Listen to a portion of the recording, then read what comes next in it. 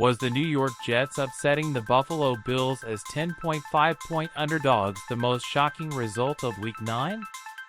The fact that it's a legitimate question tells you how mind-blowing this NFL season has become. And as crazy as it sounds, I was much more surprised by what transpired in Detroit. It would be an understatement to say the Packers are playing below expectations. Since defeating the Bears 27-10 in the second week of the season, Green Bay is a disastrous 0-5 ATS as a favorite.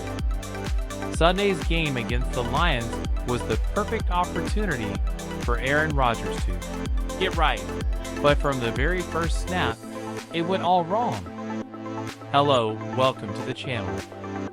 Upsets happen in the NFL. It wasn't that Green Bay squandered another opportunity to inject life into its season, but it was more the realization that it still hasn't hit rock bottom yet.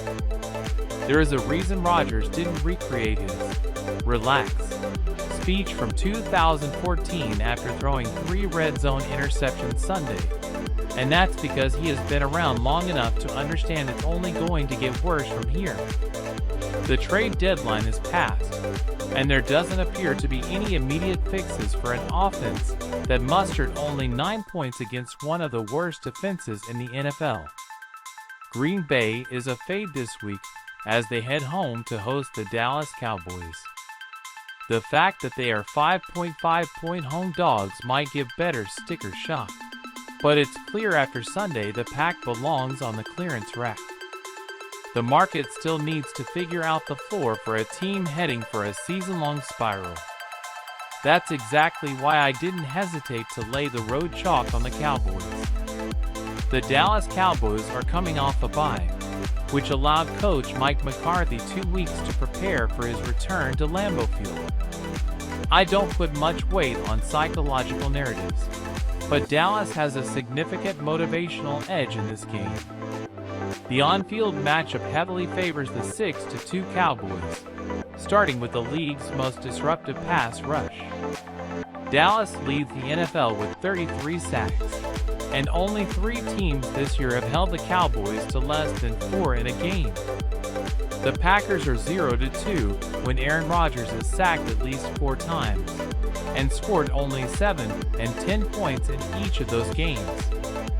Without wideouts, who can separate quickly, Rodgers will be a sitting duck for Dan Quinn's aggressive defense.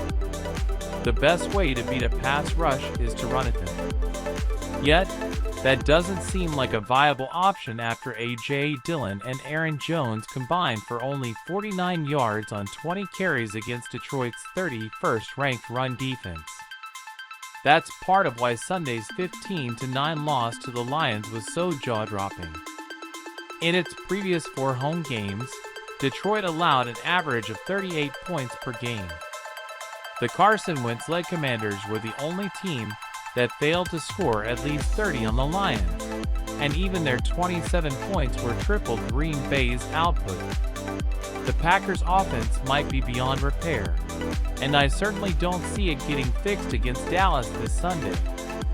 The Cowboys' offense has ranked 5th in the NFL in EPA per play since Dak Prescott's return, and the emergence of Tony Pollard has me confident they can score in the 27-31 range against a depleted Packers defense. Green Bay suffered 2 massive injuries to top pass rusher Rashawn Gary and quarterback Eric Stokes. Both will be difficult to overcome. I confidently bet on Dallas because it has the firepower to pull away and win by a wide margin. The Cowboys are coming off consecutive games in which they have covered as 7 and 9.5-point favorites. They are 3-0 ATS in the favorite role and have beaten the number by an average of 11.2 points in those games. Getting them under 6 points gives us a strong enough edge to warrant a wager. If you are interested in investing in media in a way that generates authority for your business, and with a lot of results, advertise on our channel. Our contact is in the description.